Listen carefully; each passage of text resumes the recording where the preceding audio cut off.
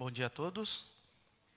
Que bom podermos estar na casa de Deus para louvarmos o nome do nosso Senhor. Bom dia a você que está aí também assistindo pelas redes sociais. Que Deus esteja abençoando também e você se sinta bem. Infelizmente não podendo estar aqui, mas que se sinta bem também na sua casa, sabendo que está sendo abraçado aqui por nós também. Essa semana nós estudamos um mundo emocionante de se envolver. A nossa lição, ela falou um pouco sobre os pequenos grupos. Daqui a pouco nós teremos aqui o nosso irmão, amigo Júnior. Ele trabalha ali conosco ali na casa publicadora. Ele é ancião ali do Jardim do Vanderlei e ele estará compartilhando conosco essa lição. Nesse momento, eu convido a equipe de louvor, convido a congregação para que fique em pé, para dar início à nossa escola sabatina, cantando o hino 317, sobre o altar.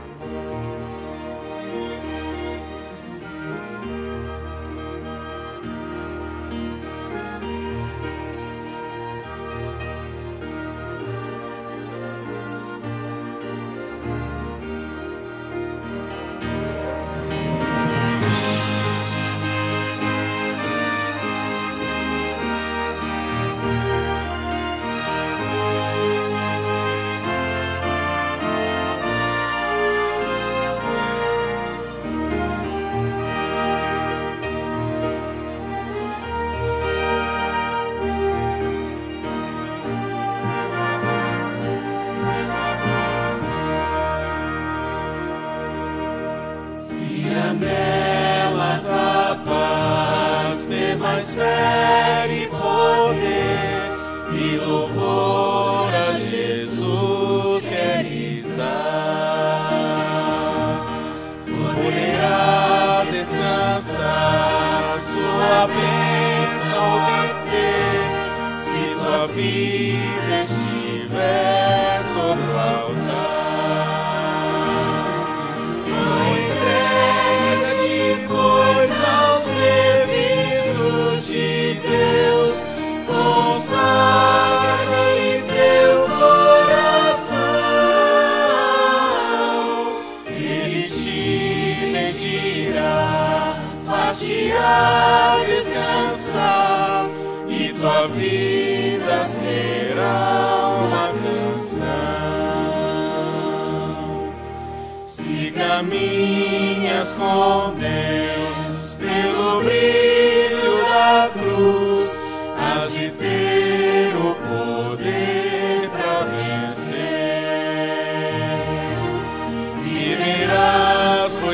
feliz, andará sempre em luz, ofertando ao Senhor teu viver.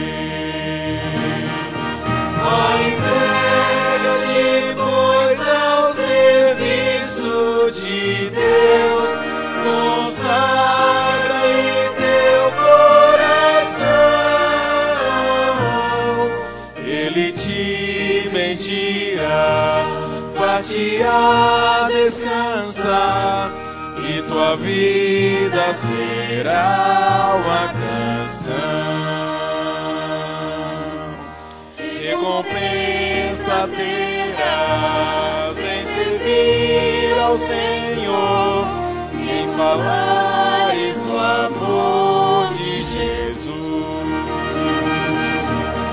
Alegrias de ter celeste fervor e um lugar em seu reino de luz. Entrega-te, pois, ao serviço de Deus, consagra-lhe teu coração. Ele te bendirá, far-te-á descansar, e tua vida será uma canção.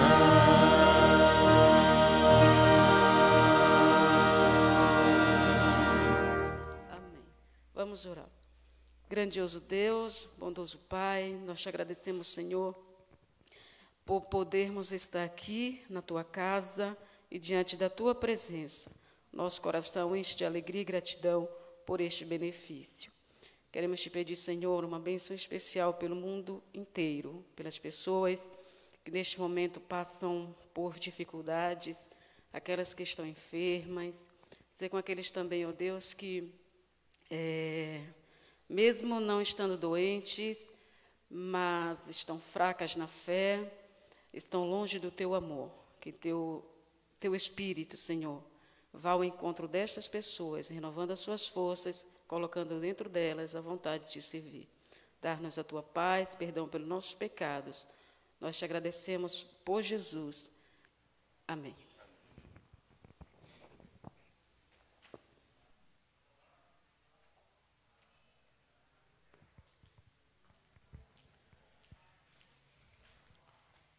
Convido a todos agora para assistirmos mais um vídeo do Informativo Mundial das Missões.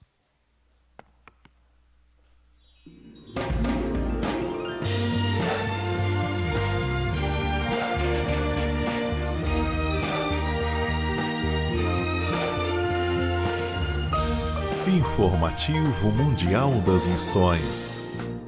A Garotinha e os Sonhos. Maria mora em Guiné e sua mãe constantemente visitava feiticeiros em busca de prosperidade. A filha seguiu os passos da mãe, visitando feiticeiros e oferecendo sacrifícios de animais para também ser rica. Entretanto, um dia, um feiticeiro disse que ela precisaria oferecer um sacrifício humano, e isso a perturbou muito. Mas ao dormir naquela noite, Maria sonhou com duas crianças conversando alguma coisa com ela. No dia seguinte, ela viu as mesmas crianças na rua, e uma delas chegou perto de Maria e disse: "A solução não é visitar o feiticeiro." Na noite seguinte, Maria teve outro sonho, mas desta vez uma voz dizia: "A solução é nosso Salvador Jesus." Ela ficou intrigada porque não acreditava em Jesus. Entretanto, durante aquela semana, Maria teve outros daqueles sonhos. Incomodada, ela resolveu dar uma volta no sábado. Mas então uma garotinha a abordou no portão de sua casa. A menina perguntou: "Você quer ir à igreja? Eu sei o caminho." E Maria resolveu levar a garota na tal igreja. Após uma curta caminhada, as duas chegaram na sede da Igreja Adventista em Guiné. Maria se aproximou de uma senhora e disse: "Acho que essa garotinha está perdida. Acho que ela é dessa igreja."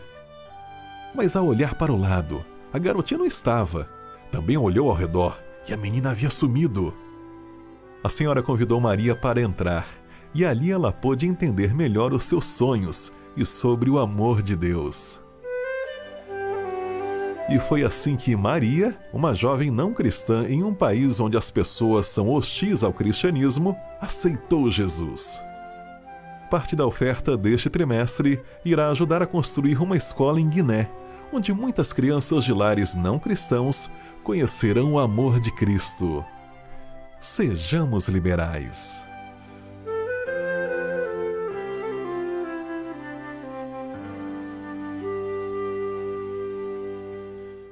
Amém.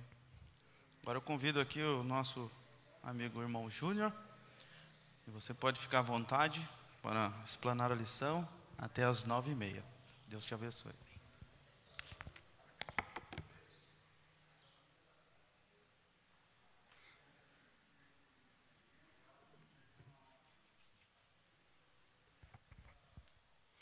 Bom dia, feliz sábado. Feliz sábado e um bom dia para você também que nos assiste. Que a paz de Jesus esteja com você também na sua casa. Como é bom, nós ainda podemos estar, mesmo que um pouco reduzido, falando do Senhor abertamente, né? Eu estava assistindo a carta missionária e vi como os países são difíceis, né? Países hostis, países complicados de entrar no Evangelho. E aqui não, aqui nós temos essa liberdade religiosa. Dê glória a Deus por isso. Amém? Eu sei que vocês estão de máscara, mas o amém consegue dar aí, né?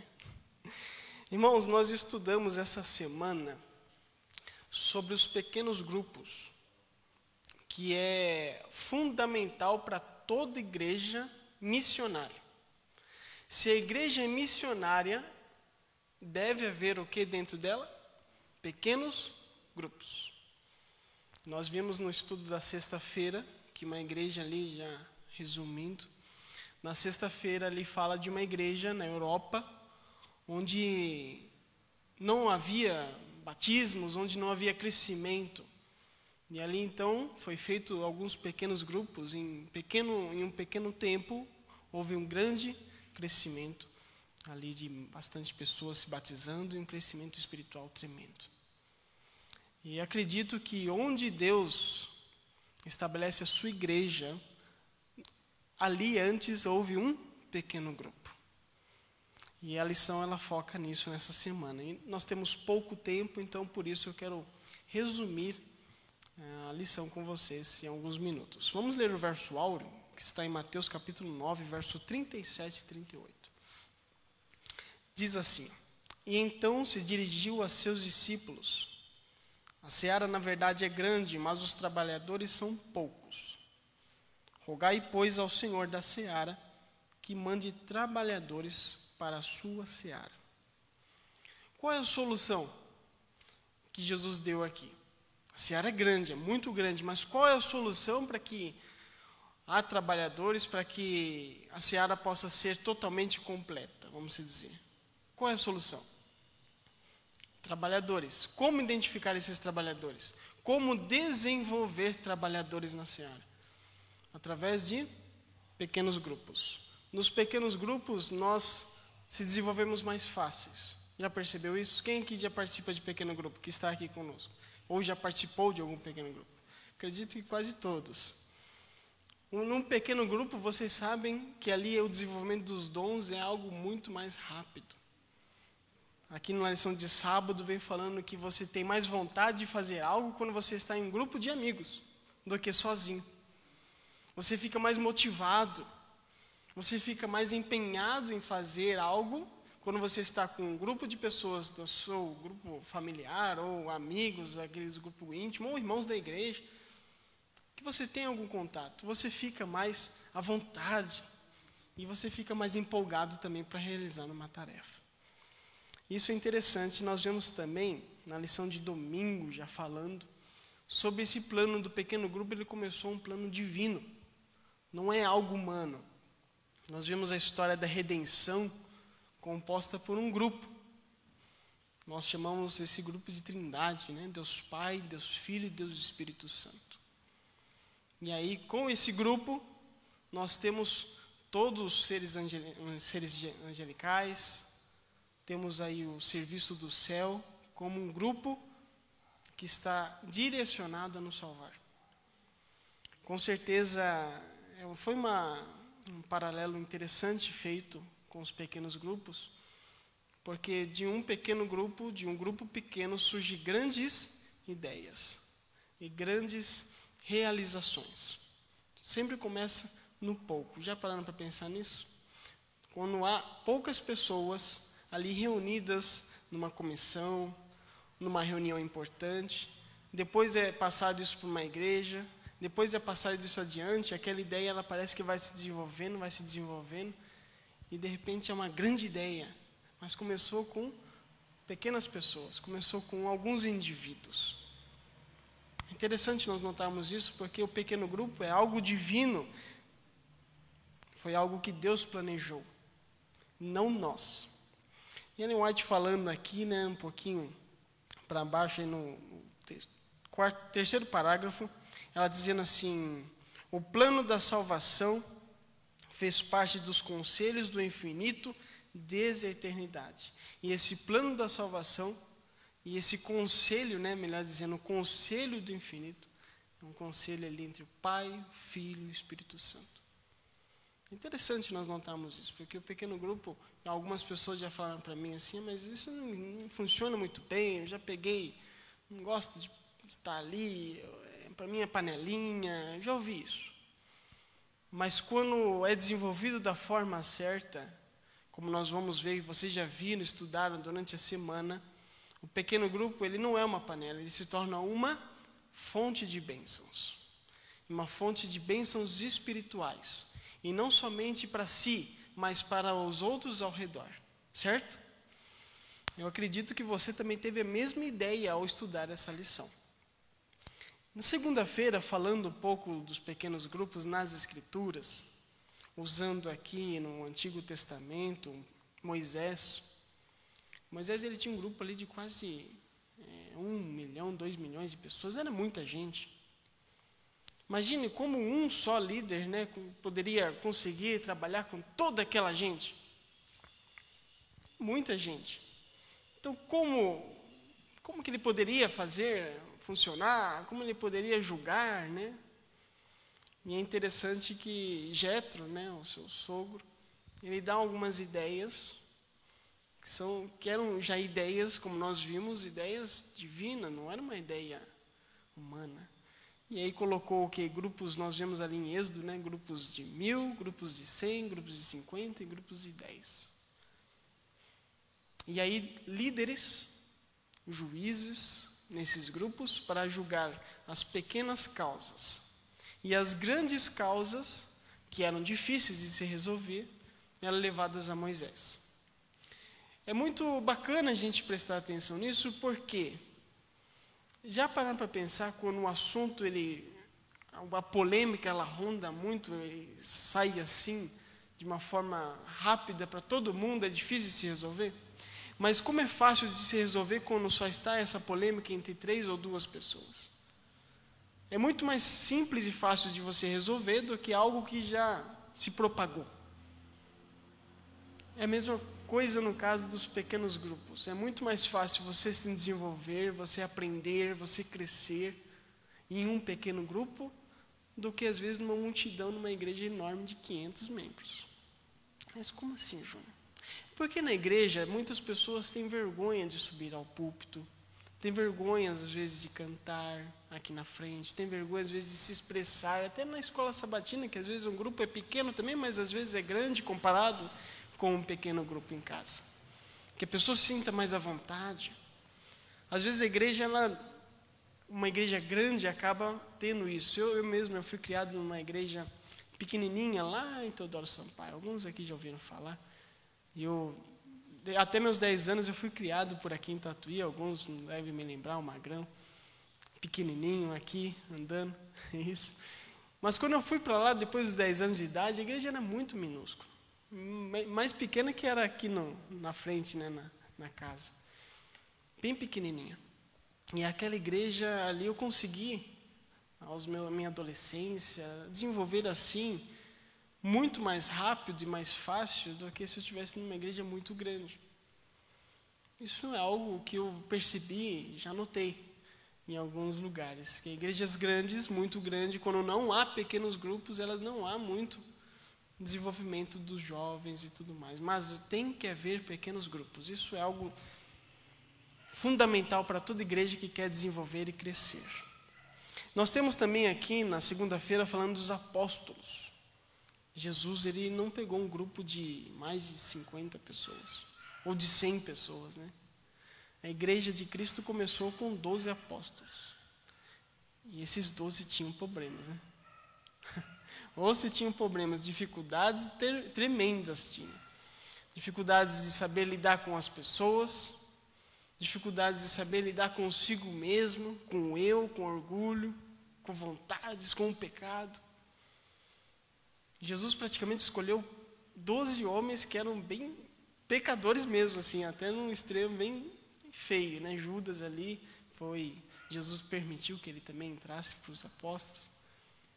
Pequeno grupo. Nós somos um pequeno grupo. Não é assim que nós cantamos, é um povo, um pequeno grupo muito feliz, né? Um povo pequeno muito feliz, é mais ou menos assim a letra. Nós somos. E Jesus chamou esses 12 apóstolos para começar a igreja dele. Então nós temos aí um início do pequeno grupo também no Novo Testamento. Terça-feira, falando sobre organizados para servir. Eu estou resumindo os dias, porque tem muitos detalhes, irmãos.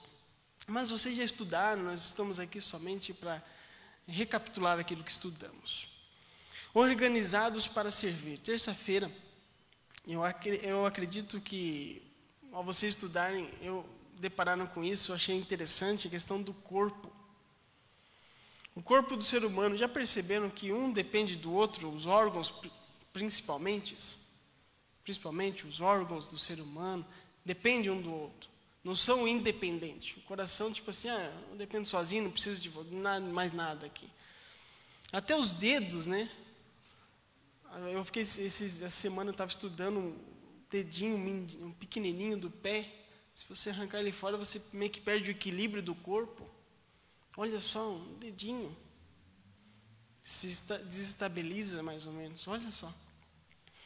Então, um depende do outro. E num pequeno grupo, aqui fazendo uma alusão ao pequeno grupo, quando nós estamos se desenvolvendo, e ali independência um do outro, um do irmão do outro, na casa ali do fulano, mas como é bom, é gostoso isso. Ali a gente se desenvolve, ali a gente canta, alguém pode falar, ler um texto, que aqui na igreja às vezes não tem essa oportunidade, ou fica com vergonha, né? E ali já não, tem um grupo pequeno, tem um grupo reduzido com alguns amigos íntimos, irmãos da igreja, então é mais fácil de eu falar, é mais fácil para mim me expressar. Então o pequeno grupo ele serve para você se desenvolver ali com aqueles que fazem parte do grupo da igreja, que fazem parte do grupo da família, seus vizinhos, pessoas que você tem intimidade. E aí para expandir também, né?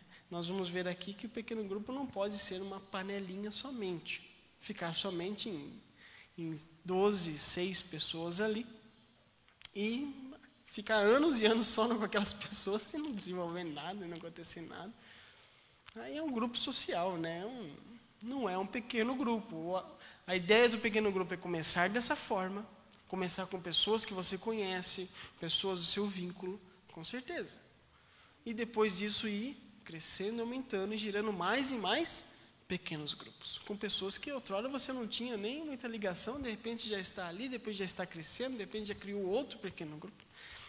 E Ellen White falando aqui, no 5º parágrafo, ela diz assim, segundo Ellen White, aqui diz assim, a formação de pequenos grupos, na lição de terça-feira, a formação de pequenos grupos como base de esforço cristão foi-me apresentada por aquele que não pode errar. Se há na igreja grande número de membros, convém que se organizem pequenos grupos a fim de trabalhar, não somente pelos membros da própria igreja, mas também pelos incrédulos. Então, o pequeno grupo é organizado para servir, para trabalhar Vocês viram aqui que ela diz assim, aqueles que não conseguem às vezes trabalhar na igreja, mais ou menos isso. Que a igreja é grande, tem bastante gente se organizando, então vou abrir um pequeno grupo e vou trabalhar com a minha vizinhança. Vou trabalhar com o meu bairro. Vou servir meu bairro, vou fazer algo ali que Deus pediu para mim fazer. E aí na lição da quarta-feira, né, nós vemos aqui a alusão do Novo Testamento, mostrando o Novo Testamento, né, os fatores ali de como cresceu um pequeno grupo, começou, né, com pequenas pessoas, já vimos como foi dos apóstolos, depois em casa, e foi crescendo, foi se multiplicando, sempre o quê? Servindo, né? É interessante se a gente pegar Atos 2, 3 ali, nós vemos que eles serviam uns aos outros. Eles doavam suas coisas, vendiam posses. Eles não eram egoístas. Eles se davam um pelos outros, né? Não ficavam tudo para um só, mas se dividiam ali. E um pequeno grupo ele tem que estar para servir. Se você faz parte de um pequeno grupo, ou se você não faz, depois dessa pandemia, né? Porque a pandemia parou tudo, né? Esse pequeno grupo, reuniãozinha, não pode ter, infelizmente. Mas por enquanto, mas logo, logo eu acredito e tenho certeza que nós vamos poder voltar a nos reunir.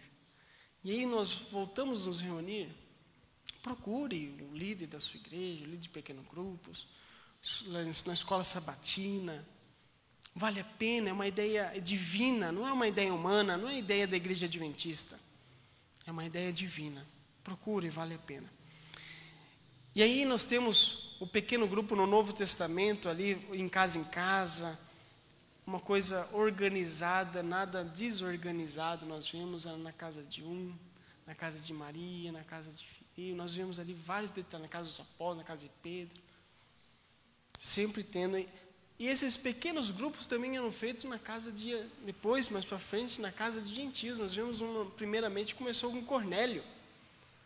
Um pequeno grupo, houve uma reunião ali. Você pode também oferecer um pequeno grupo na casa de uma pessoa que não seja da igreja. Por que tem que ser exatamente na igreja? Ofereça na casa de uma pessoa que não é da igreja. E ali faça uma igreja. Olha só, uma pequena igreja. Olha que benefício o pequeno grupo nos dá, né? De levar a missão, trabalhar com pessoas. Na quinta-feira vai falar um pouco da dinâmica, já indo para o final da lição, nosso tempo avança. A dinâmica dos pequenos grupos. Eu acho interessante aqui, porque num pequeno grupo a gente não vai ficar só em discussões teológicas. No pequeno grupo a gente desabafa para o meu querido, para o meu amigo. Olha, estou passando por uma situação difícil. Ali a gente confessa uns aos outros as situações difíceis que está acontecendo. É como se fosse uma quarta-feira de culto na igreja, não é assim? Nós fazemos pedidos, agradecimentos. Querendo ou não, na quarta-feira é um número mais reduzido, né? Nós vemos isso nitidamente no Brasil todo praticamente. É um grupo bem mais reduzido do que num sábado e num domingo. Num pequeno grupo seria mais ou menos dessa forma. Nós deveríamos ter louvores, algo dinâmico, pedidos e agradecimentos. O estudo também da palavra, que é o principal, é o centro do pequeno grupo. E ali o desenvolvimento dos dons. A pessoa quer cantar, a pessoa canta, deixa ela cantar no pequeno grupo. Não precisa fazer aquela, como que a gente faz aqui, né, essa doxologia. Não precisa disso, mas deixa a pessoa cantar, leva um violão, cante. Precisa desenvolver os dons. Se não consegue desenvolver aqui, desenvolva num pequeno grupo. Fale. Eu participei uma vez de um pequeno grupo que tinha alguns momentos ali, antes da leitura, do estudo da palavra, tinha ali os momentos de leitura sobre saúde. A pessoa lia, falava um pouco da saúde ali, ou dos 8 remédios naturais, falava alguma coisa do espírito de profecia, usava alguma coisa para falar sobre saúde. E isso é muito interessante, é um momento, você pega aquela pessoa que quase não fala, que tem vergonha, tem como você ler para a gente aqui, é um momento interessante da saúde. A pessoa lê e começa a se desenvolver ali, devagarzinho ela vai se abrindo. E ali também é o momento de você propagar o evangelho, chamar o vizinho, chamar o amigo, se possível fazer na casa do vizinho.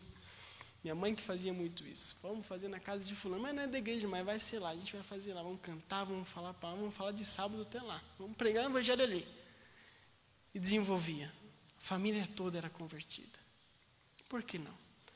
O mundo tem esse costume, né? Núcleos, como pequenos núcleos, né? Núcleos de oração, eles têm esses costumes. Por que a gente também não pode fazer? Nós temos esse costume, mas às vezes deixamos morrer esse costume. Por conta de nos conformarmos com a situação, acomodarmos com a nossa casa, com o nosso bem aqui na igreja. Mas, irmãos, a ideia do pequeno grupo, aqui resumindo, ela deve ser focada na pregação do Evangelho. Isso que é a lição que está deixando bem claro.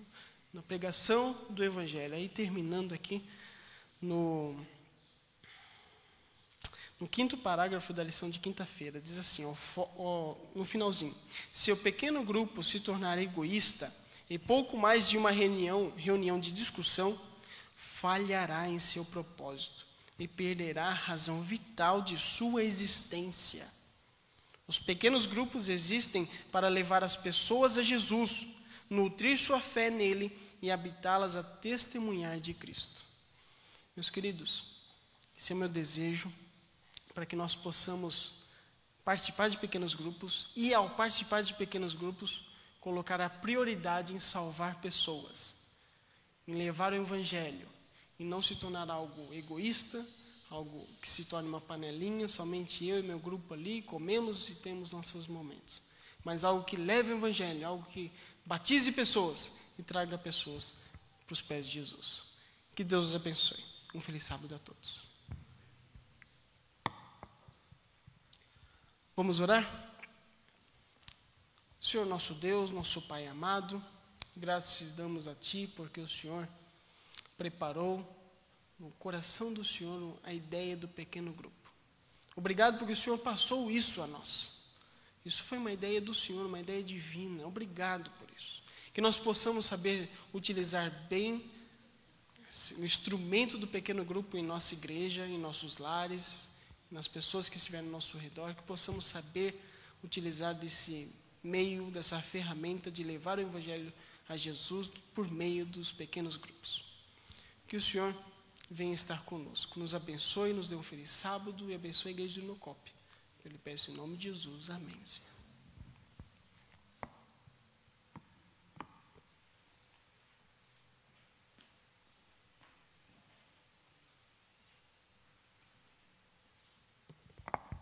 Bom dia, irmãos.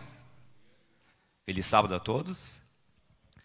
Nesse momento, nós agradecemos aos irmãos a presença de todos que estão aqui conosco em nossa igreja e aos irmãos que estão assistindo também em suas casas. Que Deus seja louvado na vida de todos. Irmãos, para início desses agradecimentos, o início de nosso culto, gostaria de primeiramente apresentar o nosso pregador desta manhã, pastor Wellington Barbosa, editor da Casa Publicadora da revista Ministério, né, pastor? Casado com Fernanda Loyola e filho de Helena, pequena Helena. Que Deus seja louvado e engrandeça a vida de vocês. Que Deus continue usando o pastor, sua esposa e sua filhinha, futuramente. Deus abençoe a todos. Irmãos, nós também gostaríamos de agradecer novamente aos irmãos e pedir também que esse é o momento da gente agradecer a Deus em gratidão a tudo que Ele tem feito por nós, a tudo que Ele tem dado, fornecido, no momento dos nossos dízimos, nossas ofertas. Não só nós que estamos aqui, mas também pedimos a todos que estão em casa, aqueles que gostariam de separar as suas ofertas, seus dízimos, que possam estar separando nesse momento ou estar participando desse momento no aplicativo 7Me da nossa igreja. Que Deus seja louvado nesse momento.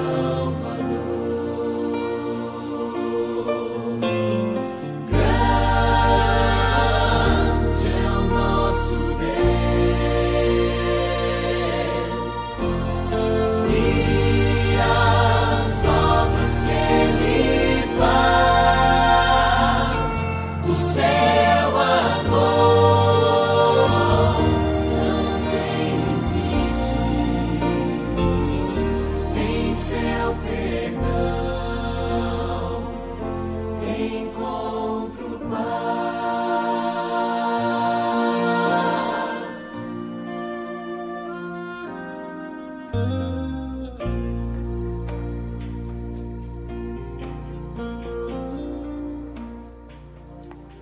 Oremos. Querido Deus, Pai Celestial, louvado seja o Teu santo nome nesse momento, Pai. Agradecemos, Senhor, por tudo que o Senhor nos tem dado e tudo que o Senhor tem nos abençoado, querido Pai. Sem Ti não somos nada nesse mundo, Pai. E colocamos nesse momento tudo que temos em Tuas mãos. Pedimos também que o Senhor possa abençoar todos esses valores que serão entregues para a Tua obra, querido Pai. Que tudo seja feito para a Tua honra e Tua glória. Pedimos também que o Senhor abençoe todos aqueles que estão em casa e estão separando nesse momento tudo, uma parte daquilo que o Senhor tem fornecido a eles, querido Pai. Pedimos que o Senhor possa colocar em nosso coração, para que possamos, em meio às dificuldades e às provações, lembrar que o Senhor fez tudo por nós, faz e ainda fará, querido Pai. Pedimos perdão por todas as nossas falhas e pedimos, Senhor, que o Senhor possa nos abençoar e nos lembrar diariamente de tudo que o Senhor fez e faz e ainda fará por nós. Te louvamos, engrandecendo o Teu santo nome, é o que pedimos em nome do Senhor Jesus Cristo. Amém.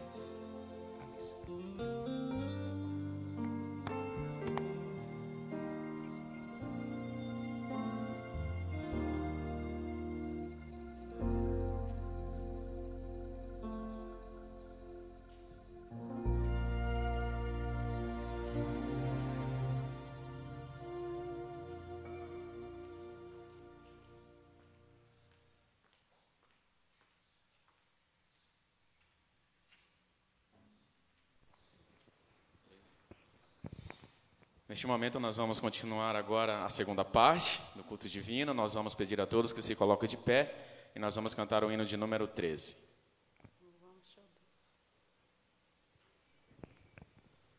Louvamos-te, ó Deus.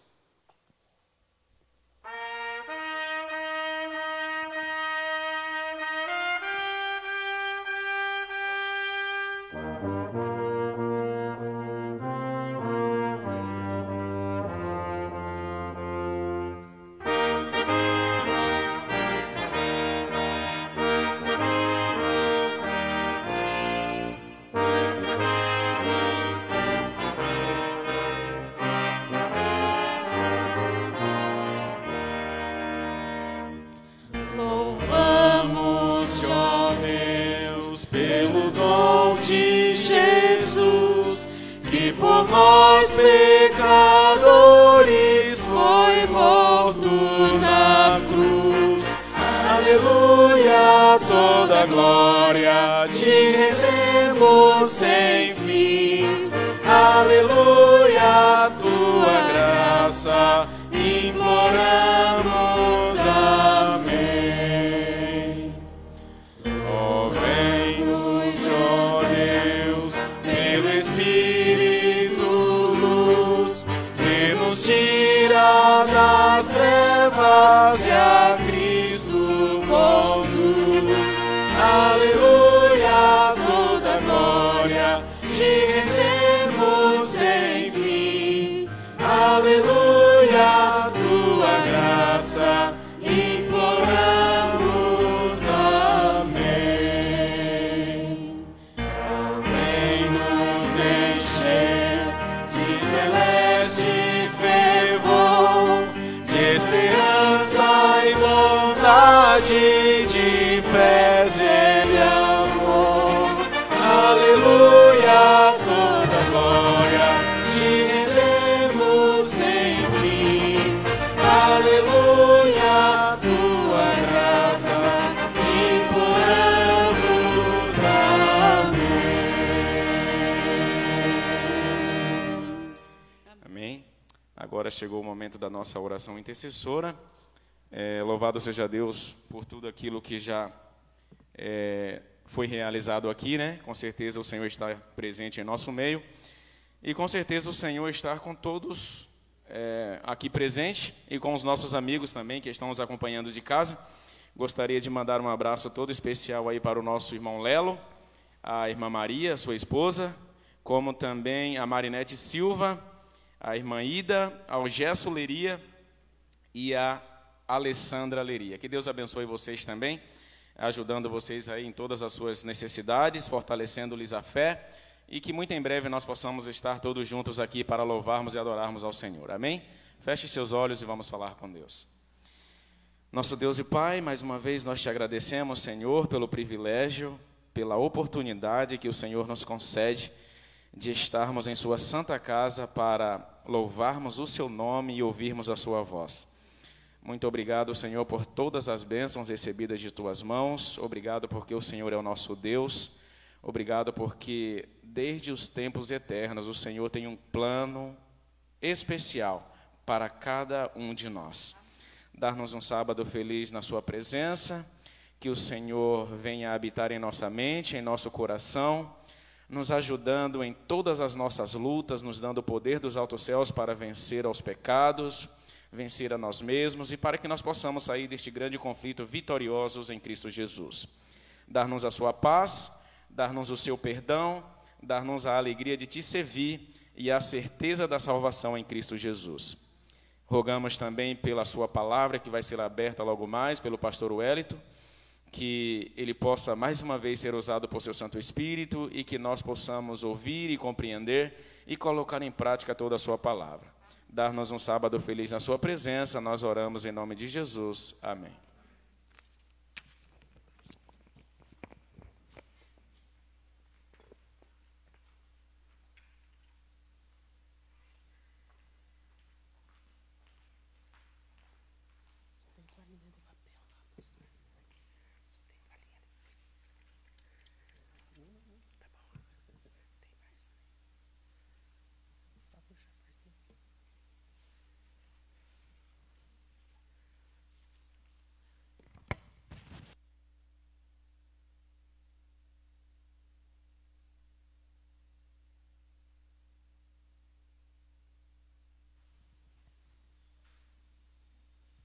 Feliz sábado, irmãos.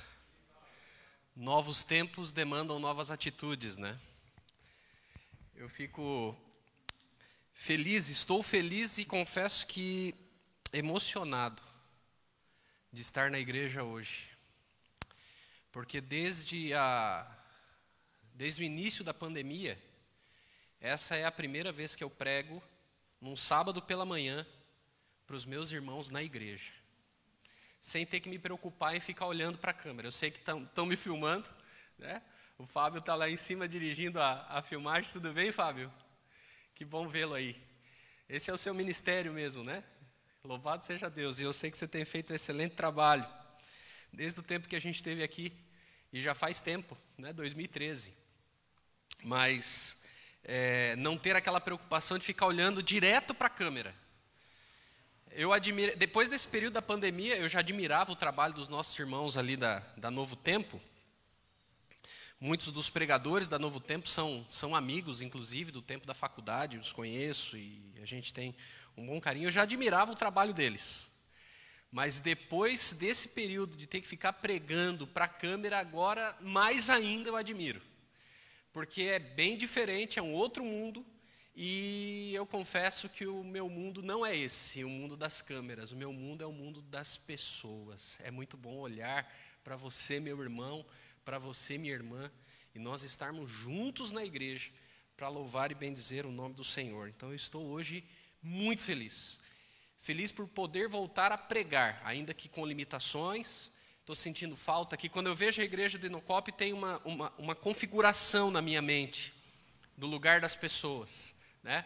Lá no fundo, a Marinete e a sua equipe, né, Ana? A Ana sentada desse lado aqui, veja, isso não acontece na igreja de Inocop normalmente, é lá no fundo. A Marinete e a turma dela.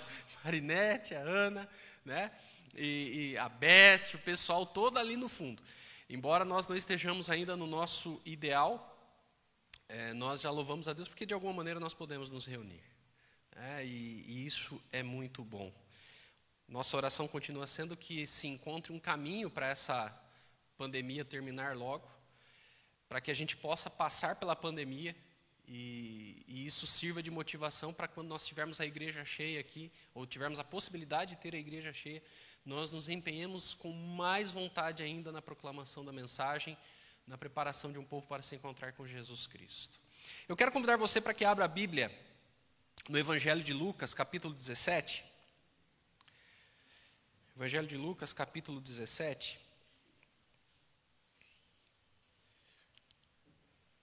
O título da mensagem dessa manhã é A Escola da Fé. Eu acho que todos nós, nesse período da pandemia, temos sido desafiados a crescer na fé, a nos desenvolver na fé. E é interessante, em Lucas capítulo 17, versículos 3 a 5, Jesus estava falando com os seus discípulos, e ele disse assim: acautelai-vos. Se teu irmão pecar contra ti, repreende-o. Se ele se arrepender, perdoa-lhe. Se por 7 vezes no dia pecar contra ti, e 7 vezes vier ter contigo, dizendo, estou arrependido, perdoa-lhe. Então disseram os apóstolos ao Senhor, aumenta-nos a fé. Respondeu-lhe o Senhor, se tiverdes fé como um grão de mostarda, direis a esta amoreira, arranca-te e transplanta-te no mar, e ela vos obedecerá. O pedido dos discípulos deve ser um pedido de todos nós. Diante das várias demandas das Escrituras e da maneira como Deus espera que nós vivamos neste mundo, nós deveremos orar, Senhor, aumenta-nos a fé. Porque, de certa forma, nenhum de nós aqui está habilitado a dizer para uma amoreira, saia desse lugar e vá para o outro, e isso acontece. Nenhum de nós. Todos nós precisamos crescer na confiança em Deus, nessa entrega absoluta, porque fé, em sua definição bíblica, é a entrega absoluta da nossa confiança, da nossa vida nas mãos de Deus. E Deus, como nosso professor, Ele tem algumas estratégias de ensino. Nós temos aqui algumas professores.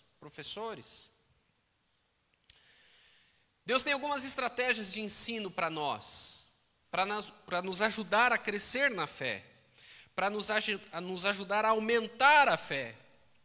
A primeira estratégia de ensino de Deus é a provação. Deus nos ensina a crescer na fé por meio das provações. Se você for, por exemplo, a Tiago, capítulo 1, ele vai dizer explicitamente isso. Tiago, capítulo 1, versículos 2 a 4. A Bíblia diz assim: meus irmãos, tende por motivo de toda alegria o passardes por várias provações, sabendo que a provação da vossa fé, uma vez confirmada, produz perseverança. Ora, a perseverança deve ter como ação completa, para que sejais perfeitos e íntegros, em nada deficientes. Veja que Tiago, o irmão do Senhor, ele diz que nós deveríamos ter alegria ao passar pelas provações. Esse é um texto desafiador. Todos nós estamos passando por uma grande provação. Todos nós. Alguns estão vivenciando essa provação de uma maneira, outros estão vivenciando de outra. Alguns, nesse processo que é de provação coletiva, perderam parentes, perderam amigos. Na semana passada eu perdi um amigo, uma pessoa muito especial. Durante o período que eu fui pastor em Curitiba, alguém que me ajudou muito, era um líder de igreja, e ele morreu em decorrência de complicações da Covid. Pessoas conhecidas que estão sofrendo nesse momento. Tem um jovem de quem eu fui pastor também, ali no período que trabalhei no Sul, está internado há mais de um mês. Há mais de um mês, um jovem. 2 crianças pequenas, há mais de um mês internado. Outras pessoas não estão sofrendo em virtude de problemas de saúde, mas estão sendo afetadas pelo desemprego. E então vem a limitação dos seus recursos para suprir as suas necessidades. Outras pessoas estão passando pela provação do isolamento, dessa privação do contato social. Pessoas que não podem receber visitas ou que não podem visitar. Nós lá em casa, nós estávamos comentando ontem ainda sobre isso daí. Desde o mês de março nós não vemos os nossos pais pessoalmente, nós temos feito videochamadas, né? Hoje em dia tudo virou videochamada. Reunião de Zoom, reunião de WhatsApp, que você consegue fazer ali com até 4 pessoas, acredito. Nós temos feito assim, por videochamada, mas de poder ir e visitar, não podemos. Não podemos visitar os nossos pais, eu não posso visitar os meus sogros. Nesse período nasceram 2 sobrinhas. E eu não pude visitá-las ainda. Se é ruim para nós que somos jovens, né, não poder visitar os pais, imagine para aqueles que são mais idosos não poder receber a visita dos seus filhos, dos seus netos. Estão passando por um processo delicado. Não à toa, nós temos um aumento significativo no número de pessoas com desordens emocionais nesse período. Provações. E agora nós olhamos esse texto aqui, nós vemos assim, olha, tende por motivo de toda alegria ao passar por várias provações. Parece que está indo no sentido contrário da vida. Mas Deus, Ele nos ajuda a crescer na fé por meio das provações, porque a provação da fé, uma vez confirmada, produz perseverança. E quando nós temos perseverança, então nós crescemos como seres humanos. O texto bíblico nos diz que a perseverança, quando tem ação completa, ela gera em nós perfeição e integridade. Para pensar um pouquinho na experiência de Jó. Pensa na experiência de Jó. Quantas provações Jó passou. Ele perdeu todos os recursos que tinha. Ele perdeu todos os filhos que tinha. Ele perdeu toda aquela reputação, ou aquele respeito que as pessoas tinham por Jó. A casa de Jó vivia cheia de gente, de repente quando ele perde tudo, quando ele perde a família, as pessoas fazem o quê? Fogem de Jó. Só não os amigos, aqueles amigos que vão lá, que ao invés de colocar Jó para cima, derrubam Jó. Jó, você pecou, Jó. E algumas pessoas tratam assim diante da aprovação, olha, é o pecado. Você tem algum pecado escondido? E Jó olha e diz assim, não, eu não tenho pecado nenhum. E se existe algo que eu tenha feito, eu quero que Deus me revele. A história de Jó é uma história muito bonita que mostra que o sofrimento ele não depende de uma punição de Deus. Na verdade, a história de Jó mostra que o sofrimento faz parte da nossa experiência aqui, não por causa de Deus ou por causa de nós mesmos, mas por causa do contexto em que nós vivemos de grande conflito. E no grande conflito, como numa guerra, os culpados e os inocentes são feridos sem ter uma razão, uma causa. A diferença é que o cristão entende que nesse grande conflito Deus vindicará por meio de Jesus Cristo, ou vindica por meio de Jesus Cristo aqueles que são justos, aqueles que confiaram em Jesus.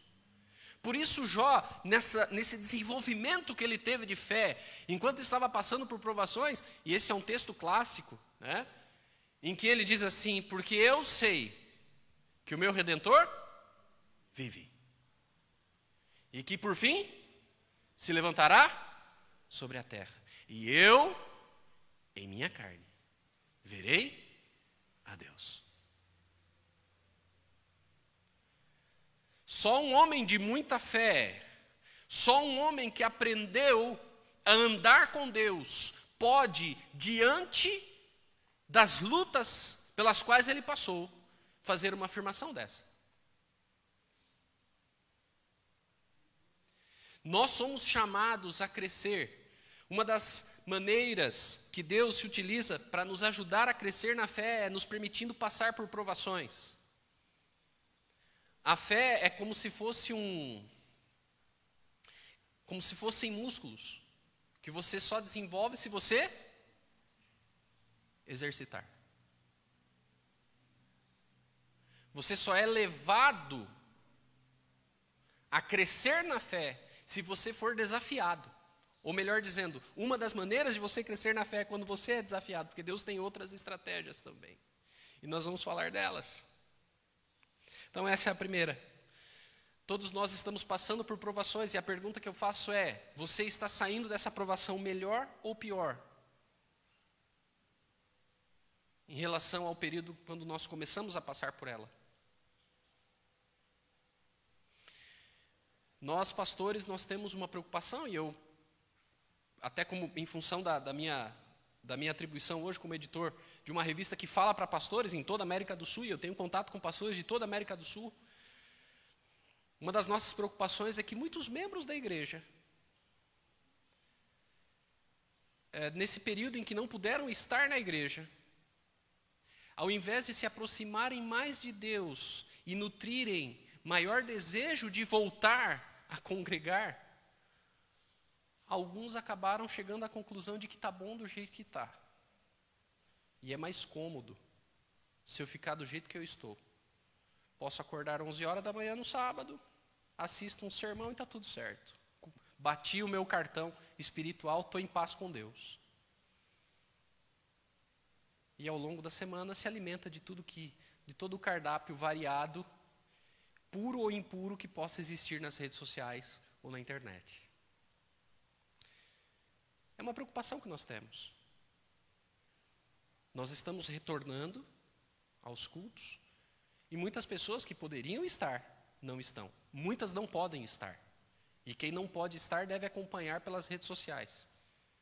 Por exemplo, a minha filha tem menos de 2 anos, não pode estar. Acompanha pelas redes sociais. Mas aqueles que podem estar, e aqui sempre a igreja do Enocop é uma igreja sempre muito organizada, né? Sempre muito organizada, e aqui tudo bem organizado, tudo certinho. É bonito ver o povo de Deus agindo com prudência, com zelo, mas agindo, não se acovardando, né? Estão aqui todos os protocolos sendo obedecidos, e vocês estão aqui. E os nossos irmãos estão acompanhando também pelas redes sociais. Eu já vi aqui ele fazendo ali, dando uma saudação, né? Eu entrei para compartilhar o vídeo do sermão e estava lá, Marinete Silva está assistindo com você. Um abraço, irmã Marinete, que saudade. Irmã Marinete, né? Ela está acompanhando. E tem outros que estão acompanhando pelo YouTube, que também tem, não sei se aqui tem YouTube, se está transmitindo pelo YouTube também, Fábio? Só pelo Facebook, só pelo Facebook. Então, pessoas estão transmitindo pelo Facebook, estão assistindo pelo Facebook. Outras igrejas também, hoje tem a Novo Tempo, enfim. Mas a minha preocupação é, nesse período de provação, quantos dos nossos membros aproveitaram esse período para crescer na comunhão com Deus? Essa é uma pergunta que nós temos feito para toda a igreja na América do Sul.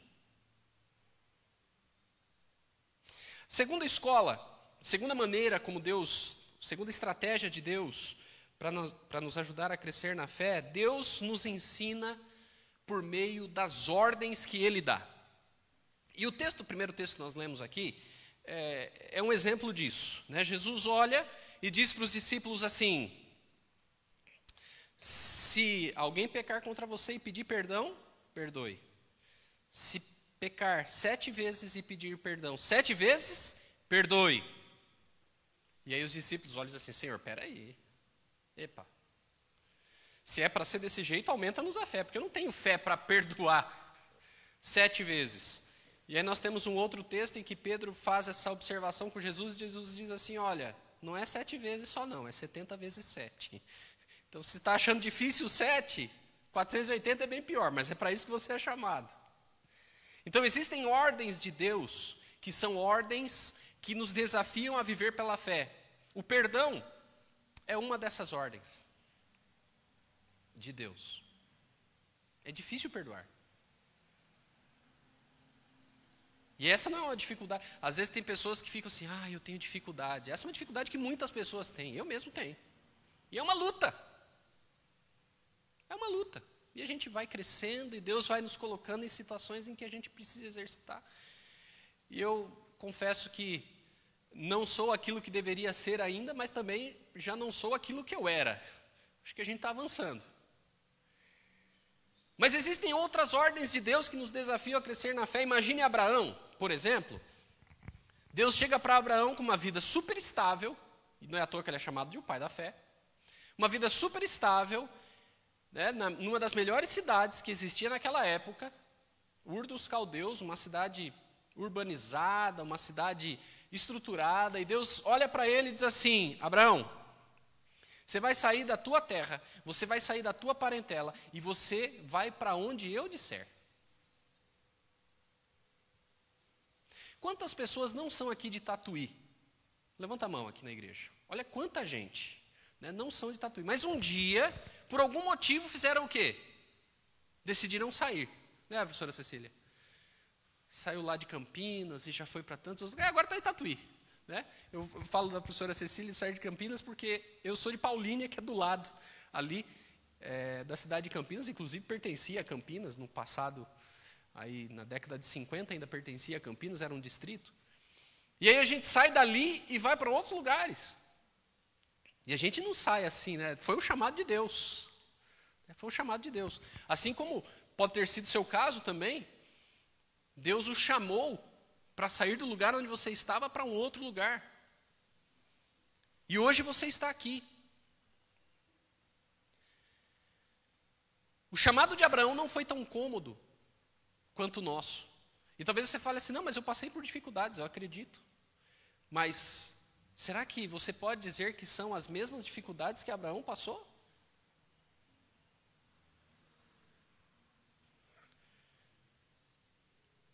Você sai da tua terra, você sai da tua parentela, Abraão, e você vai seguir por onde eu disser.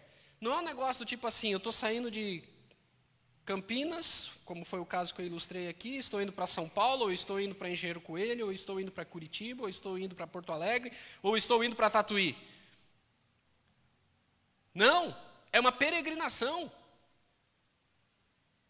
Hoje você está aqui, amanhã você não sabe onde você vai estar. Aí depois Deus olha para Abraão e diz assim, Abraão, eu vou dar um filho a você. Sara vai ficar grávida. E ele diz assim, Senhor, ela já está velhinha, Senhor. Como é que ela vai ficar grávida? E ela riu. Lá em Gênesis 18 tem a história. Ela ouvindo a conversa, Jesus está falando isso para Abraão, ela ouve a conversa assim, eu grávida. E aí o Senhor pergunta para ela, por que você está rindo? Ela não sabe que é Jesus que está lá. Ele disse, não ri não. Ele disse assim, riu sim, mas daqui a 1 ano você vai ter um filho.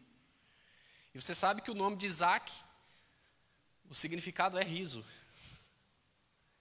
É riso.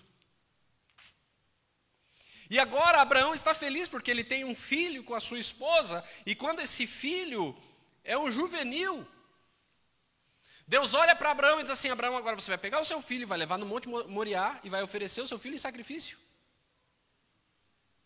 Olha as ordens de Deus, sai da tua terra, ofereça o seu filho em sacrifício. E Abraão faz o quê? Ele vai e se dispõe a fazer isso.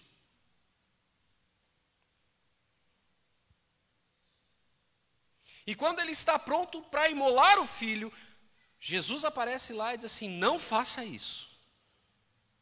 Não faça isso. Agora eu sei que você teme a Deus. Em Gênesis 22 está essa história. Deus pode não pedir para você sair da tua terra e da tua parentela, da sua parentela.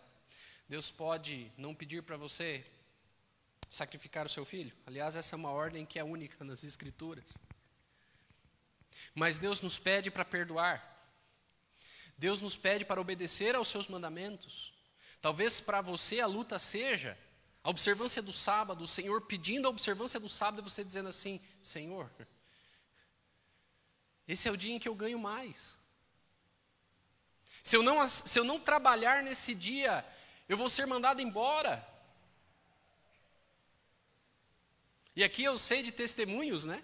De pessoas que trabalhavam aos sábados e quando tomaram a decisão, acompanhei. Não é verdade, Antônio? Acompanhei a decisão da sua esposa, eu me lembro na época. E o que Deus fez? Deus honrou a fidelidade dela? Deus honrou. Eu me lembro. 2013. E talvez tenha outros casos aqui. Eu estou falando das histórias que eu conheço, né? Daqui, desses que estão aqui, mas tem tantas outras. Para ser fiel a uma ordem do Senhor, nós precisamos desenvolver fé, confiança de que Ele que está pedindo, Ele que está ordenando, Ele sabe o que fazer quando nós nos encontramos nas encruzilhadas da vida. Deus pede para amar o inimigo. É um desafio? É.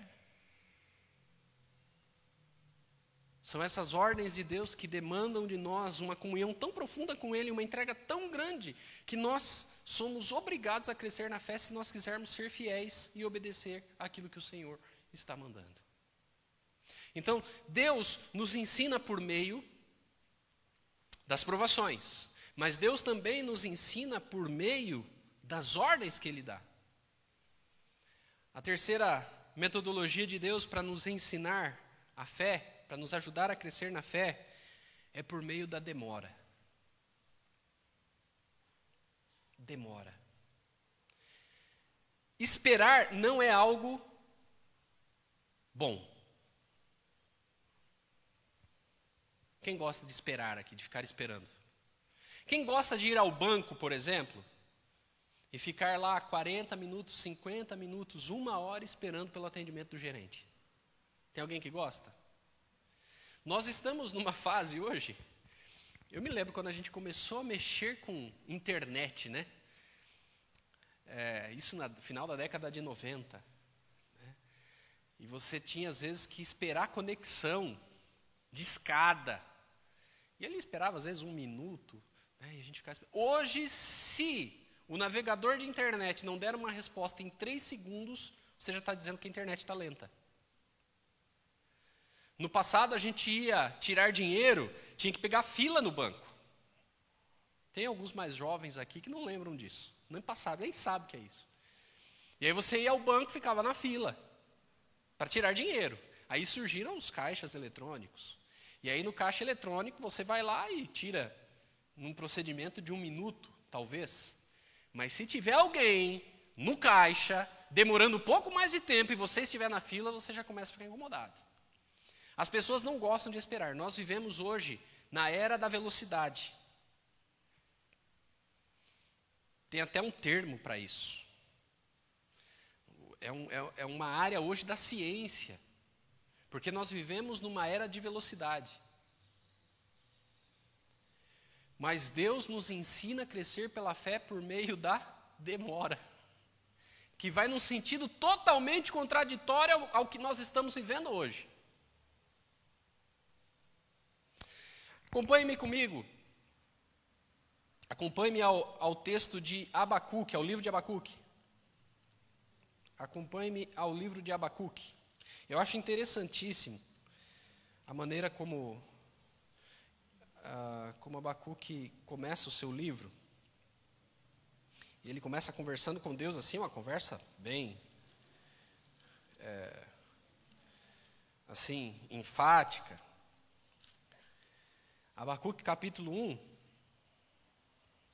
versículos 1 a 4. Abacuque 1, 1 a 4. Você vai passar pelo livro de Miqueias, depois Naum, depois Abacuque. Sentença revelada ao profeta Abacuque: até quando, Senhor? Clamarei eu, e tu não me escutarás? Gritar-te-ei violência, e não salvarás? Porque me mostras a iniquidade e me fazes ver a opressão? Pois a destruição e a violência estão diante de mim, há contendas e o litígio se suscita. Por esta causa a lei se afrouxa E a justiça nunca se manifesta, porque o perverso cerca o justo, a justiça é torcida. A questão de Abacuque é até quando nós vamos viver nesse contexto de injustiça em que nós estamos vivendo? Até quando, Senhor? Quando é que o Senhor vai colocar a sua mão sobre essa situação? Abacuque foi profeta antes do cerco de Jerusalém em 605. Só para você se situar, Abacuque foi profeta antes de Daniel, antes do exílio babilônico. Final do reinado de Josias, reinado de Joaquim. É nesse período que Abacuque foi profeta. As coisas não estavam indo bem. E ele chega e diz assim: até quando, Senhor? E essa é uma pergunta que ao longo da Bíblia ela se repete de diferentes maneiras e em diferentes contextos. E nós fazemos essa pergunta também: Senhor, até quando? Até quando a pandemia? Até quando o desemprego? Até quando a doença? Até quando a injustiça? Até quando a violência? Até quando, Senhor? Nós somos o povo da esperança, nós somos o povo que aguarda a vinda de Jesus, e muitas vezes nós olhamos para o céu e dizemos assim: Senhor, até quando essa miséria? Até quando nós vamos ter que esperar pelo Senhor? Mas nós devemos nos lembrar que a demora também é uma estratégia de Deus para nos ajudar a crescer na fé.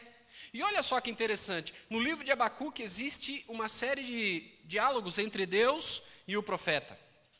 E aí no capítulo 2, no versículo 1, o profeta diz assim: por-me-ei na minha torre de vigia, colocar-me-ei sobre a fortaleza, e vigiarei para ver o que Deus me dirá, e que resposta eu terei à minha queixa. E agora vem, versículo 2, o Senhor me respondeu e me disse: escreve a visão, grava sobre tábuas, para que a possa ler até quem passa correndo, porque a visão ainda está para cumprir-se no tempo determinado, mas se apressa para o fim e não falhará. Se tardar, espera-o, porque certamente virá, não tardará. Eis o soberbo, sua alma não é reta nele, mas o justo viverá pela sua. Você entende? Quando o profeta se levanta e diz assim: Senhor, até quando? Deus responde para ele: calma, vai se cumprir. Tudo o que eu falei vai se cumprir. Mas, se tardar, espera-o. Não vai falhar. O soberbo, a sua alma não é reta nele, mas o justo viverá pela fé. E daqui o apóstolo Paulo tira essa expressão e ele vai fazer a aplicação dela lá no livro de Romanos. Está entendendo que nesse processo de espera nós somos convidados a crescer na fé e na confiança de que o Senhor está no controle de todas as coisas? É interessante porque no livro de Abacuque, nós temos um versículo, eu já fui pastor de igrejas, em que tinha uma placa na igreja com esse versículo. Não tem nada a ver a placa com o versículo. No final desse capítulo, no versículo 20 diz assim: o Senhor, porém, está no seu santo templo, cale-se diante dele toda a terra. Em algumas igrejas eu vi isso, né, numa tabuinha, numa placa, que era para falar de reverência. Olha, fique quieto. Aqui é a igreja, fique calado. Mas não é essa a aplicação do texto. A aplicação do texto é a seguinte: o Senhor está no seu santo templo. E quando está falando do santo templo, está falando do quê? Do templo celestial. O que nós temos nesse versículo aqui? Nós temos a seguinte realidade: o Senhor está no controle do universo. Ele está no seu templo, Ele está no trono. E enquanto Ele estiver no trono, nada foge aos seus propósitos. Se existe alguma situação na sua vida que parece ser uma situação que se alonga, que se demora, o Senhor está no seu santo templo. Confia. Deus não conhece nem adiantamento, nem atraso. Porque no tempo dele, as coisas acontecem. Nós temos uma percepção limitada de tempo. Nós temos uma percepção limitada de tempo. E agora, por nós termos essa percepção limitada de tempo, então nós temos essa noção de demora. E agora Deus se utiliza dessa condição para nos fazer crescer na confiança nele. Quando nós somos ensinados por meio da provação, Deus espera que a resposta da nossa vida seja resistência. Quando nós somos ensinados por meio das ordens, Deus espera de nós obediência. E quando Deus nos ensina por meio da demora, Ele espera de nós paciência. No fim, nós podemos clamar como, ou exultar como Abacuque, no capítulo 3. Versículos 16 a 19. Abacuque diz: ouvi-o, ele se referindo a Deus, e o meu íntimo se comoveu à sua voz. Tremeram os meus lábios, entrou a podridão nos meus ossos, e os joelhos me vacilaram, pois em silêncio devo esperar o dia da angústia que virá contra o povo que nos acomete. Mas ainda que a figueira não floresça, nem haja fruto na vide, o produto da oliveira minta, e os campos não produzam mantimento, as ovelhas sejam arrebatadas do aprisco, e nos currais não haja gado, todavia eu me alegro no Senhor, exulto no Deus da minha salvação. Eu gostaria de ouvir um amém. Sabe o que Abacuque está dizendo aqui? Independentemente do que aconteça na vida, pode dar tudo errado, ainda assim, eu me alegro no Senhor e exulto no Deus da minha salvação. O Senhor Deus é a minha fortaleza, e faz os meus pés como os da corça, e me faz andar altaneiramente. Que nós passemos pelos testes da fé, que nós desenvolvamos resistência, obediência e paciência, e que assim tenhamos a nossa fé fortalecida, para que naquele dia, quando Cristo voltar, nós estejamos em pé diante do Cordeiro, para receber das mãos dele a coroa da vida. Deus abençoe você. Posso fazer uma oração nesse momento? Feche seus olhos. Deus eterno, eu louvo e exalto ao teu nome, Senhor, pelo privilégio de estar nesta igreja, uma igreja que está no meu coração, uma igreja de pessoas queridas, amadas, pessoas que têm dedicado a vida ao Senhor. Nesta manhã, Pai, nós estudamos na tua palavra a respeito de como o Senhor se utiliza de diferentes ferramentas para nos ajudar a crescer na fé. E a minha oração nesta manhã, Senhor, é que nós aprendamos, cresçamos, desenvolvamos o nosso caráter cristão. Para que assim, Senhor, de fé em fé, nós vivamos à altura do teu chamado e dos teus sonhos para nós. Por favor, Senhor, ajuda-nos a crescer em resistência, obediência e paciência. Ajuda-nos, Pai, a ser pessoas de fé que levam outras pessoas a desenvolverem fé no Senhor também. É a nossa oração neste dia, em nome de Jesus. Amém.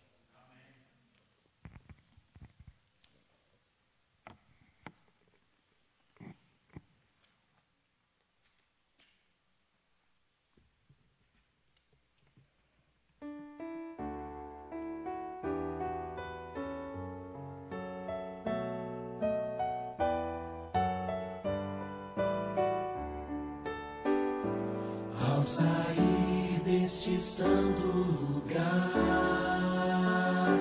onde ouvi a palavra de Deus,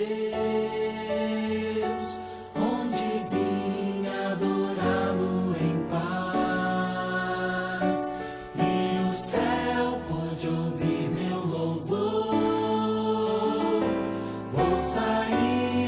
confiante